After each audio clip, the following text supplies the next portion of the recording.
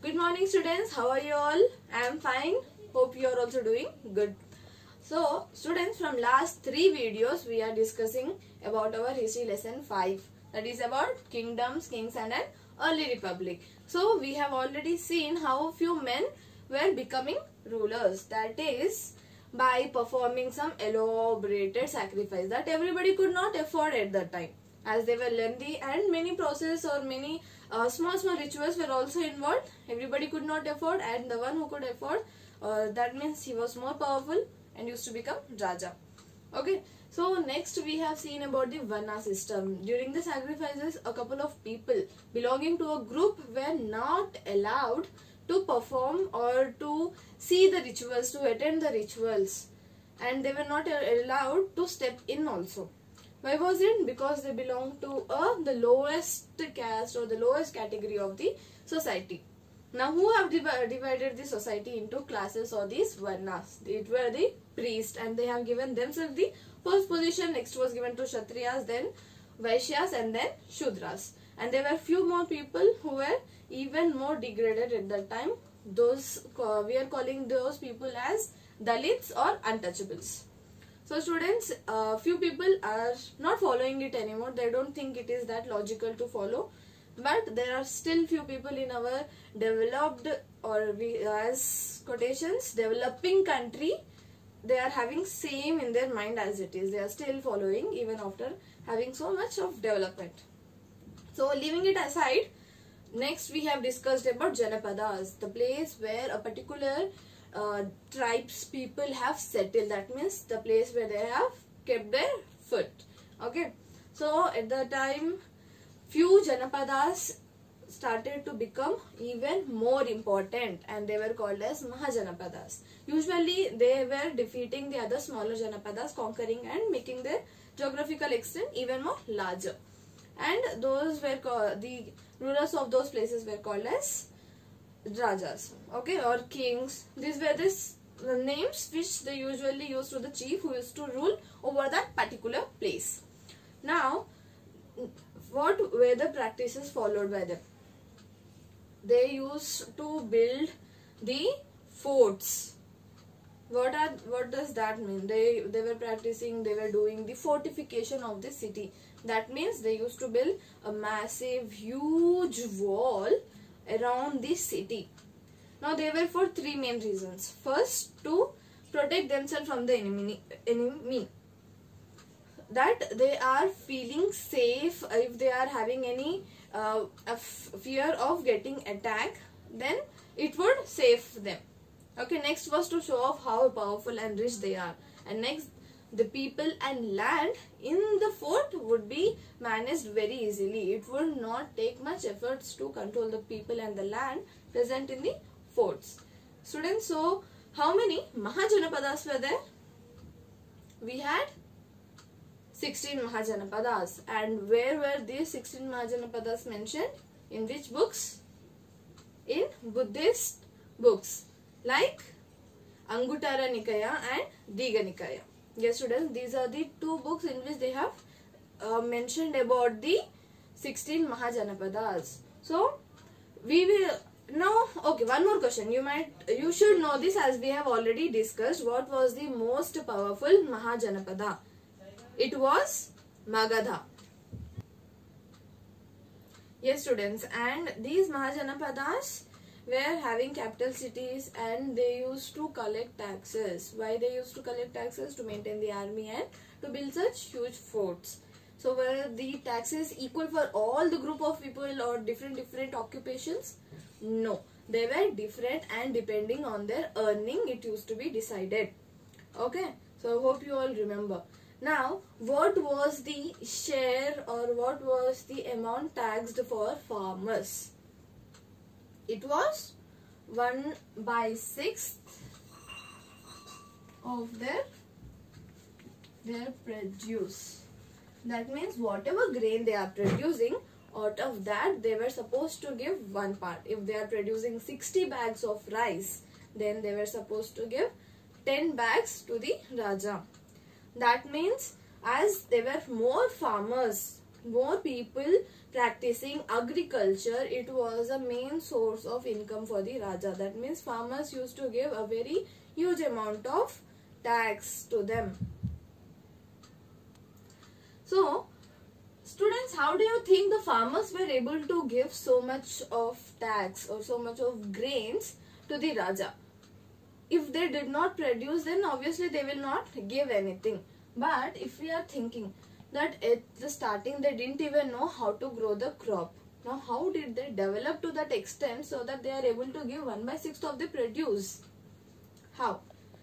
That means obviously there were a couple of changes, a series of changes that happened in the agriculture from time to time. As there was a time they didn't knew the value of grains. So they may not be eating those grains, or they might be just throwing. They were just hunting the animals and eating them. Later, slowly they have developed the knowledge of agriculture, practiced agriculture for hundreds of years. Then they have started cultivating. They came to know the knowledge of the difference between a good seed and a bad seed. So what to be sown and what not to be sown, that they have come to a knowledge. Now, from that time, there were many other tools, farm tools came to use during the agricultural practice. So, from the beginning, from no farming till giving the 1/6 of the produce, there were many changes happened in the agriculture. So, during this time, what were the changes that happened in agriculture, we are going to discuss today.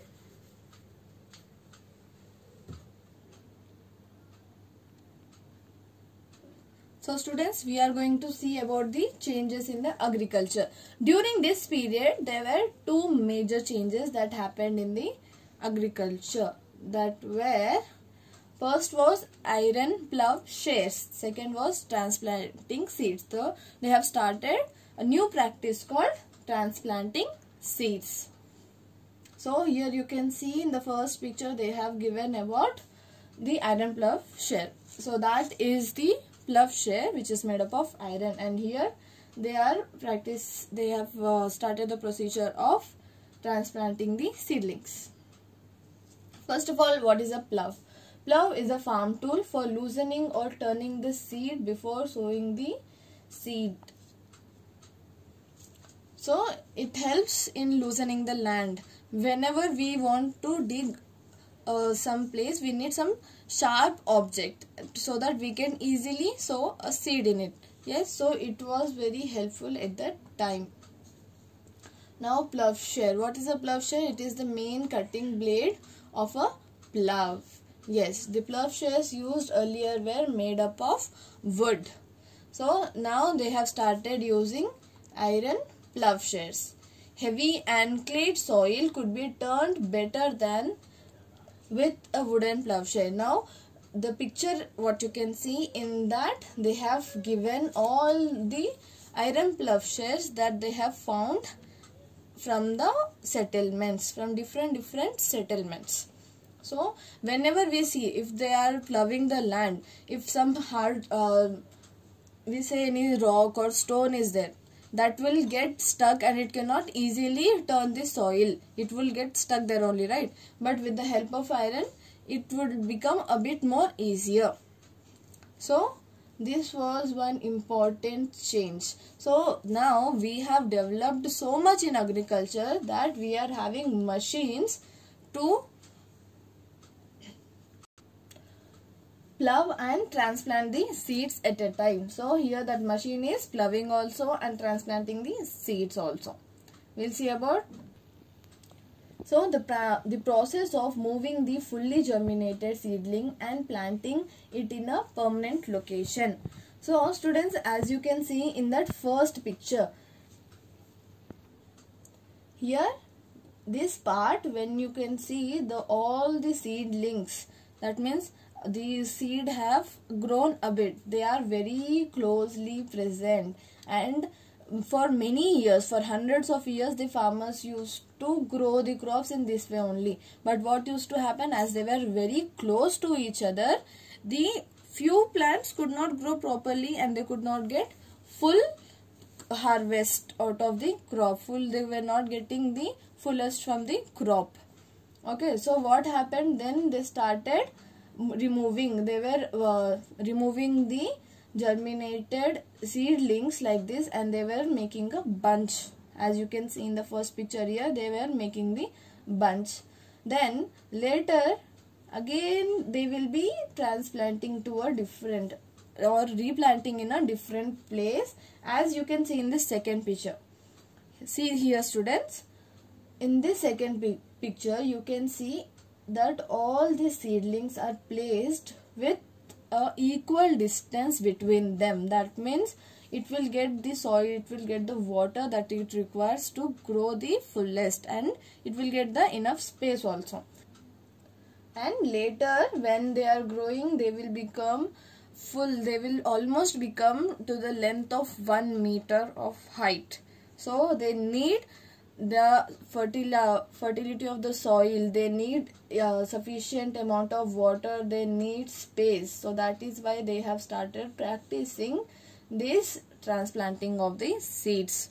Okay, so that they were getting very good yield from the crop, and they were able to pay taxes to the government, or we can say to the Rajas at that time. So students, this is a picture. I think you have seen this picture in the last video also. Okay, so students, point, where is Magadha here?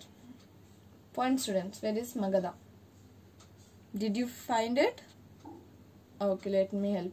It is here, and it will be in the today's state of Bihar. Yes, so it is in Bihar. Now we will be seeing a closer look of the Magadha. What were the things happening in the Magadha? Okay students? Students, before going to our next topic, let's discuss a few questions. Okay, now what is the type of government that we are following in India today? It is democracy.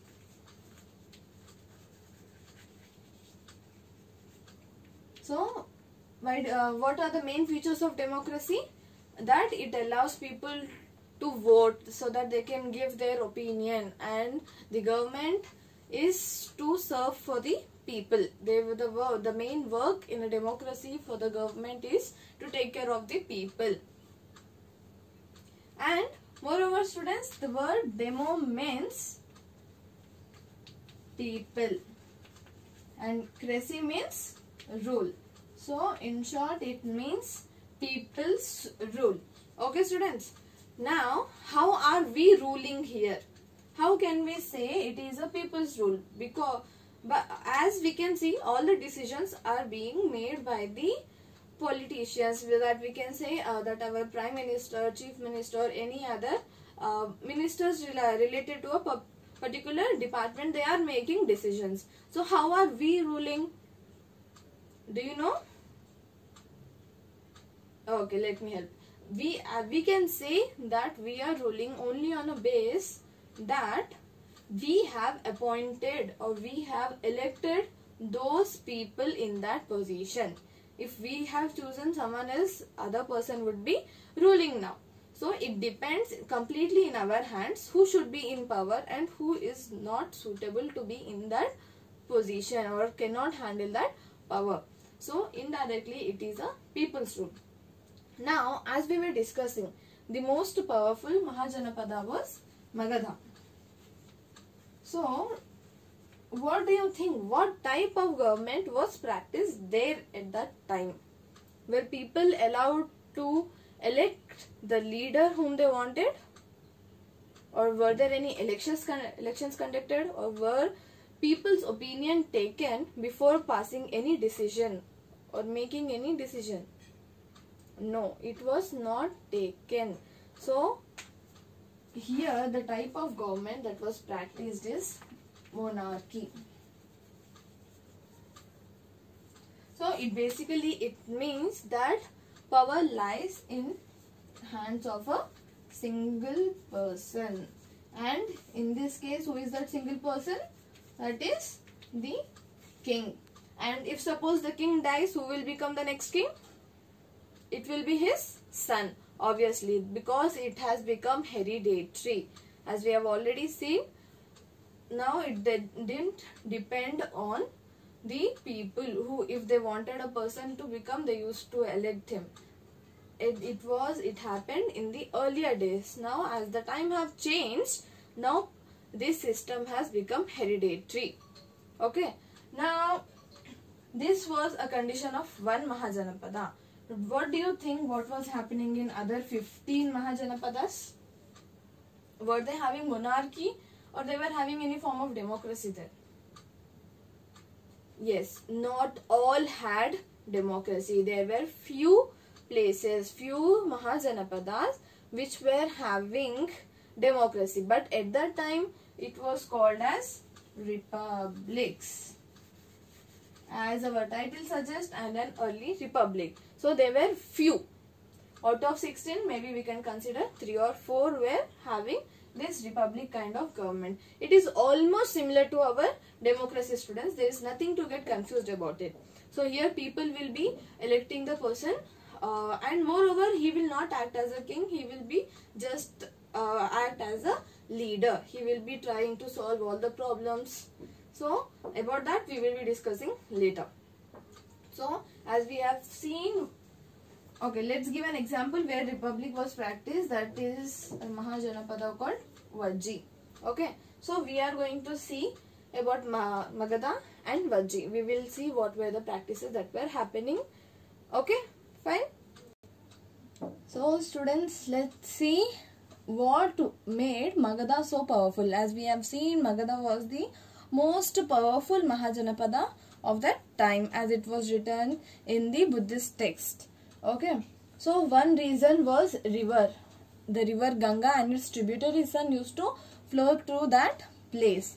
So how were they beneficial? First was transport. That means trade used to happen from the port present in those places. Okay, that means people can come from other countries and they can trade with them. And they were having complete control over the port. They will not allow any other kingdom to trade. So all the profits would be earned by Magadha only. So they were having sufficient water supplies. That is very important for a human, no? Yes. Next is fertility of land. To grow a crop, a water is must. So they were having complete prosperity because of these things. But there were other things also which added up to the power of Magadha. Let's see what they are.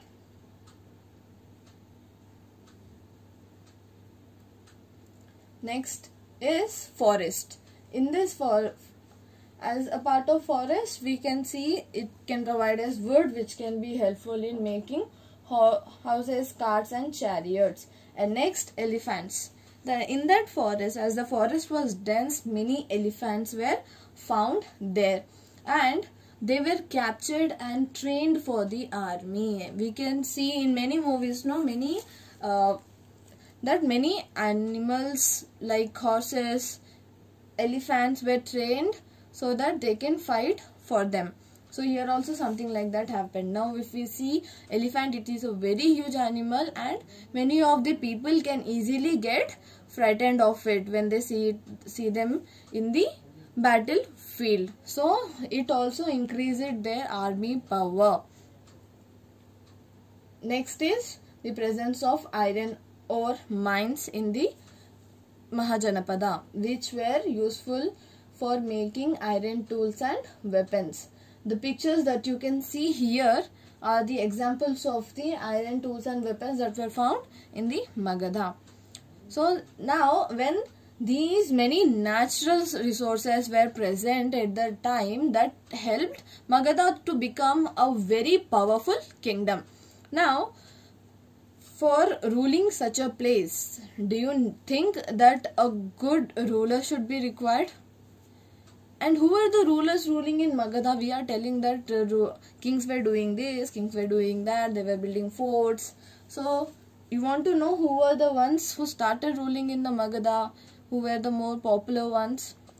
Yes, we will see now. So, the first well-known ruler of Magadha was Bimbisara. He has ruled from 558 to 493 BCE. Bimbisara belonged to Haranyaka dynasty. So, if we have to talk about Bimbisara,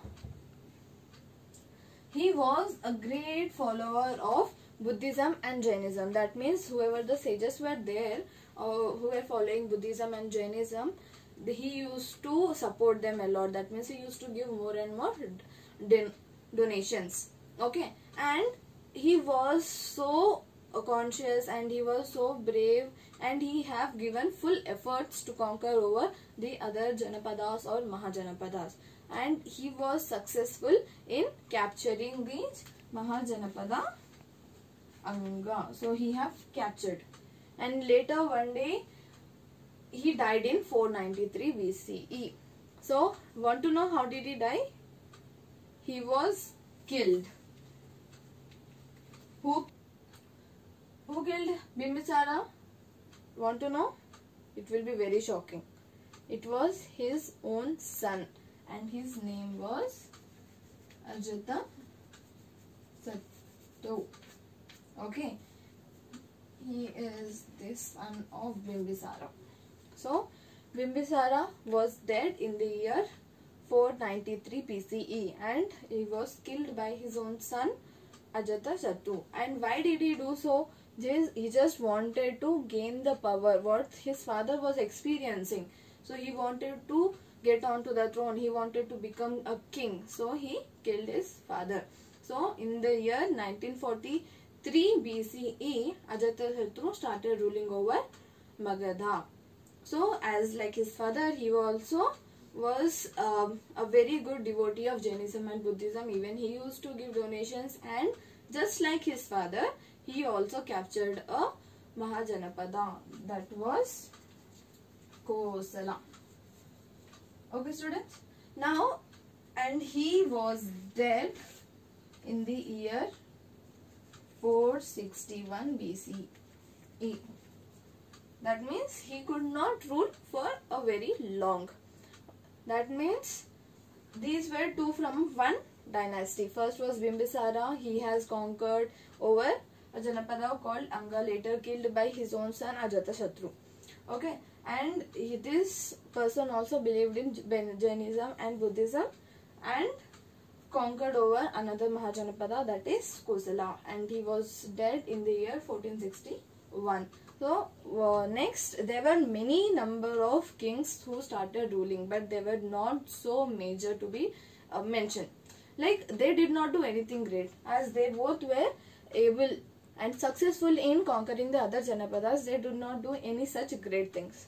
After hundreds of kings who have ruled over Magadha, there was Nanda Empire established in Magadha, and the last Nanda ruler was Mahananda. That means he was Mahapadmanand.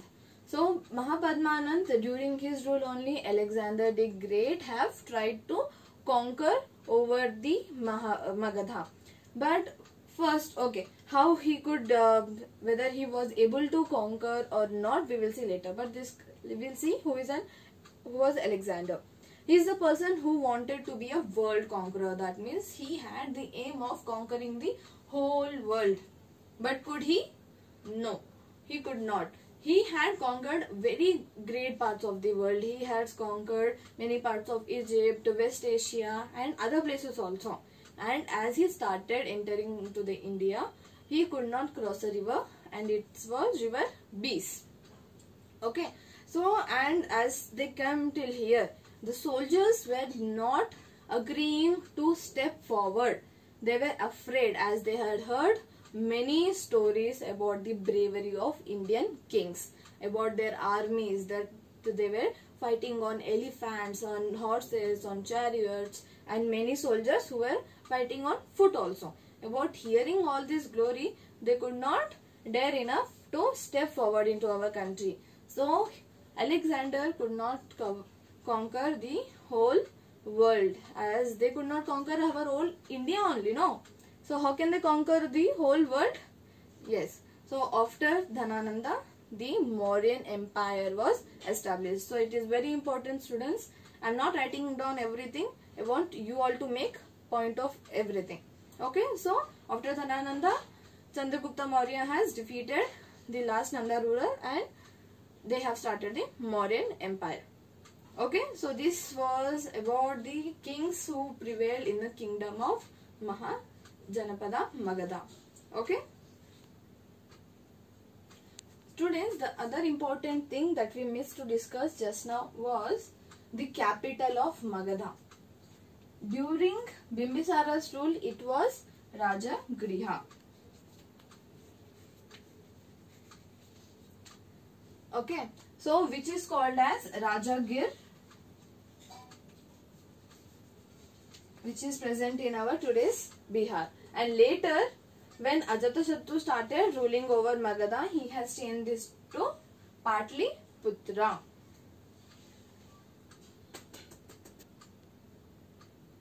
It was Patliputra.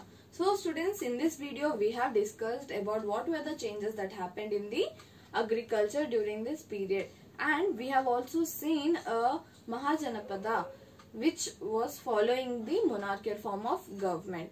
So tomorrow we will be seeing the another form of government which prevailed in Vajji.